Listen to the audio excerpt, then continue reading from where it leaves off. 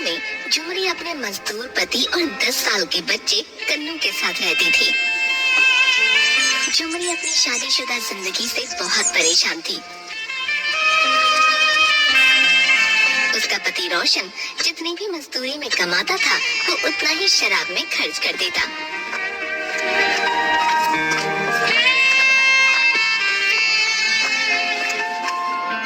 एक दिन दोपहर को झुमरी अपनी रसोई में खाना बनाने के लिए कुछ सामान देख रही थी। इस डिब्बे में कुछ नहीं है, अब तो दाल चावल भी नहीं बचा, आज मैं खाने में क्या बनाऊंगी? तभी कन्नू स्कूल से घर लौट आया और अपनी माँ को देखते ही बोला, माँ बड़ी जोर से भूख लगी है, खाने को कुछ दो ना। बेटा मैं अभी कुछ बनाती हूँ, जब तक जाकर हाथ मुंह धोकर आ जा। कन्नू के जाने के बाद झुमरी सर पकड़कर बैठ गई। हे भगवान अब क्या करूं? मेरा तो भूखे पेट गुजारा हो जाएगा, लेकिन कन्नू को भूखे पेट कैसे रहने दूं? तभी झुमरी ने कुछ सोचकर रात के बचे चावल को बचे हुए मसालों के साथ फ्राई कर दिया और कन्नू के आने पर उसे परोस दिया। ऐसे कब तक चलेगा? मुझे इनसे किराना लाने के लिए बोलना ही पड़ेगा।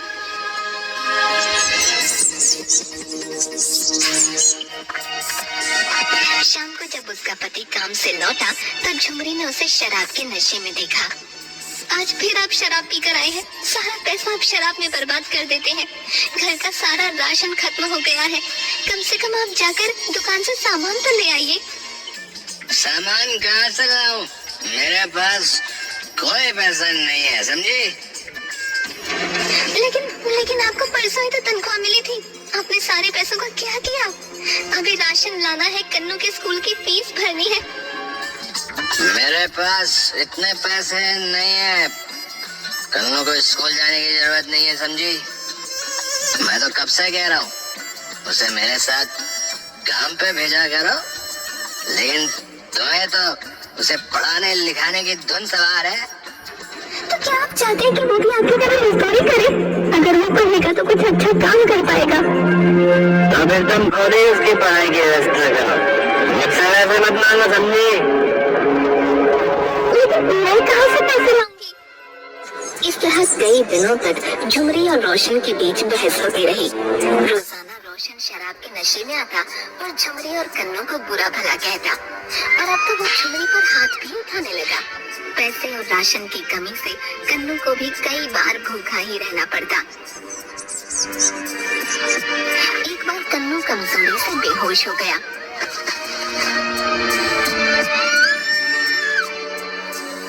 उस दिन तंग आकर झुमरी ने घर छोड़ने का फैसला कर लिया और कन्नू के साथ अपनी बहन के घर जाकर कोई मदद लेने की सोची। अपनी बहन रमा के घर पहुंचकर झुमरी ने अपनी आप बीती बताई। मेरी मदद कर दो बहन, मैं कोई भी काम कर लूंगी, बस कन्नू के स्कूल की फीस और 2 वक्त की रोटी, इतना ही चाहिए। झुमरी तूने उस शराबी का साथ छोड़कर अच्छा किया, तो फिक्र मत कर, तेरे जीजा जी का रेस्टोरेंट है, वो तुम्हें कोई ना कोई काम दे ही देंगे। हाँ झुमरी, तुम कुछ वक्त के लिए यहीं रह सकती हो। मैं तुम्हें रेस्टोरेंट में काम दे दूंगा और उस काम की पगार भी दूंगा, ठीक है? मैं यहाँ रहकर आप पर बोझ नहीं बनना चाहती। अगर रेस्टोरेंट में कोई कमरा हो तो मुझे वहीं रहने की इजाजत दीजिए। बदले में मैं रात में सफाई भी कर दूंगी और वहाँ पहरा भी रहेगा। राहुल झुमरी की बात मान लेता है और दोनों को रेस्टोरेंट के कमरे में रहने की इजाजत दे देता है। झुमरी वहाँ काम करने लगती है। एक दिन रेस्टोरेंट का रसोइया बहुत बीमार पड़ गया और उसकी जगह राहुल को तुरंत कोई दूसरा रसोइया नहीं मिल रहा था। तब झुमरी राहुल को परेशान देखकर बोली, जीजा जी अगर आपको परेशानी न हो तो आज का खाना मैं तैयार कर देती हूँ। राहुल के पास कोई चारा नहीं था और कस्टमर्स के आने का वक्त हो चला था, इसलिए उसने झुमरी को उस दिन का खाना तैयार करने को कहा। रेस्टोरेंट में एक 4 कस्टमर आकर टेबल पर बैठे। राहुल उनका ऑर्डर लेने गया। भैया 1 प्लेट कढ़ाई पनीर, 15 रोटियां, तड़के वाली दाल और बाद में फिर 1 प्लेट चावल ले आना, ठीक है? राहुल ऑर्डर देखकर झुमरी को खाना तैयार करने को बोलता है।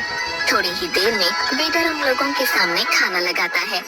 खाने का पहला निवाला चखते ही उस आदमी ने कहा, अरे वाह राहुल भाई, आज आपके खाने की बात ही अलग है। वाह क्या लजीज स्वाद है भैया, वाह। आहा, हाँ भैया, पनीर की सब्जी तो बहुत ही लाजवाब है भैया, वाह। आहा। राहुल ये सुनकर बहुत खुश था।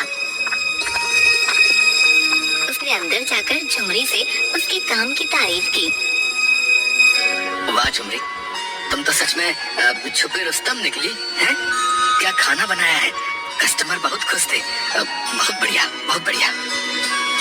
बस दिल से बनाया जीजा जी, उन्हें अच्छा लगा, बड़ी अच्छी बात है। उस दिन हर कस्टमर ने खाने के टेस्ट की बड़ी तारीफ की। तब झुमरी को अपने ऊपर आत्मविश्वास आया कि वो खुद भी कुछ अच्छा काम कर सकती है। रात में राहुल ने खुश होकर झुमरी को बोनस भी दिया।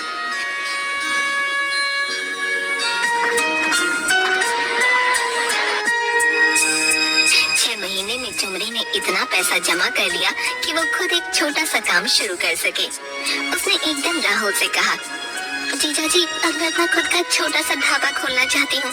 कन्नू बड़ा हो रहा है और मैं उसे आगे पढ़ाई के लिए शहर भेजना चाहती हूँ। ये तो बड़ी अच्छी बात है झुमरी की तुम कन्नू को खूब पढ़ाना चाहती हो, लेकिन ढाबा खोलने के लिए एक अच्छी जगह की भी जरूरत होगी। मैं इस मामले में जरूर तुम्हारी मदद करूंगा, ठीक है? जीजा जी, आपने और रमा ने मुझ पर जो एहसान किया वो मैं कैसे चुका पाऊंगी। कुछ ही दिनों में राहुल ने हाईवे रोड के पास एक छोटी सी जगह झुमरी को किराए पर दिलवा दी और तब से चल पड़ा झुमरी का ढाबा। झुमरी के खाने के स्वाद की महक की खबर धीरे धीरे फैल रही थी। वहाँ से आने जाने वाले अक्सर उसके ढाबे में रुककर खाना खाते।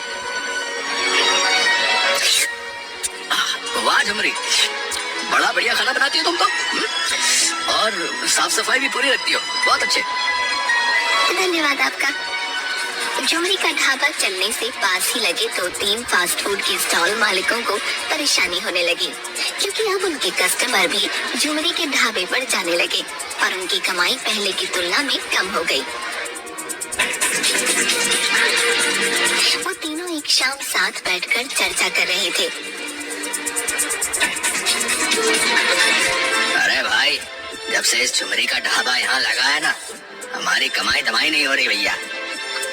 हाँ चाचा जी, आजकल मेरे ठेले पर कोई नहीं आता।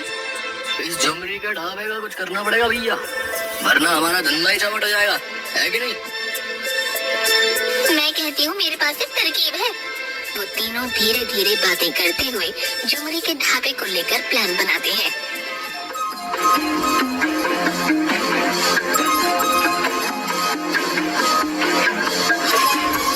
अगले दिन झुमरी सुबह से सफाई करके खाना बनाने की सारी तैयारी करके रखती है। जब वो काम से बाहर निकली तो वो फूड स्टॉल वाली औरत चुपके से कुछ मरे हुए चूहे ले जाकर दाल की कढ़ाई में डाल आई।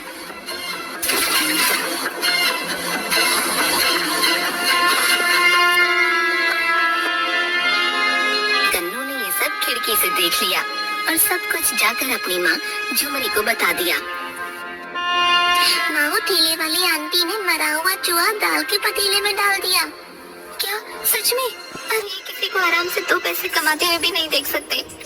झुमरी चुपचाप उस दाल को बदलकर फिर से नई दाल पकाती है। इस सब से झुमरी सतर्क हो गई थी और 3 लोगों को झुमरी के खिलाफ कुछ करने का मौका नहीं मिल रहा था। एक दिन तंग आकर वो औरत बाकी दोनों से कहती है, क्यों ना इस झुमरी का ढाबा ही जला दिया जाए? अरे नहीं, किसी की जान का नुकसान हुआ तो मैं ऐसा काम नहीं करूंगा बाबा। मुझे तो ये सुझाव अच्छा लगा। झुमरी का ढाबा जड़ से मिट जाएगा और हमारा काम दोबारा अच्छा चलने लगेगा। हाँ। उस रात वो दोनों चुपके से जाकर झुमरी के ढाबे के आसपास मिट्टी का तेल डालने लगे। आज के बाद इस ढाबे का नामो निशान खत्म। उसी वक्त उस औरत से गलती से एक सामान गिर गया और झुमरी की आंख खुल गई। झुमरी उठकर बड़ी सावधानी से खिड़की के पास जाकर देखती है तो सारा माजरा समझ जाती है। इससे पहले कि वो लोग आग लगाते झुमरी वहां पहुंच गई। उसे देखकर वो दोनों बड़ा घबरा गए। मैं इतने दिनों से आप लोगों की सारी उल्टी सीधी हरकतें बर्दाश्त कर रही थी, लेकिन अब तो आप लोगों ने हद ही पार कर दी। आप यहाँ आग लगाने चले आए और ये भी नहीं सोचा कि मैं और मेरा बेटा यहीं अंदर होंगे। आप लोग अपना उल्लू सीधा करने के लिए किसी की जान लेने पर उतारू हो गए। क्यों राधा, तुम्हारी भी तो मेरे बराबर की बेटी है ना? तुम्हारी बेटी और तुम्हारे साथ कोई ऐसा करे तो? ये सुनकर उस औरत और आदमी ने सर झुका लिया। अगर मेरे ढाबे से आपकी ग्राहकी कम हुई है तो मेरे काम को खराब करने में ध्यान देने के बजाय आप लोगों को अपना काम अच्छा करना चाहिए। किसी के नुकसान में अपना फायदा नहीं देखना चाहिए। आज एक बार फिर मैं आखिरी बार आपको जाने दे रही हूँ, लेकिन अगर आपने कुछ करने की कोशिश की तो मैं पुलिस में शिकायत दर्ज कराऊंगी।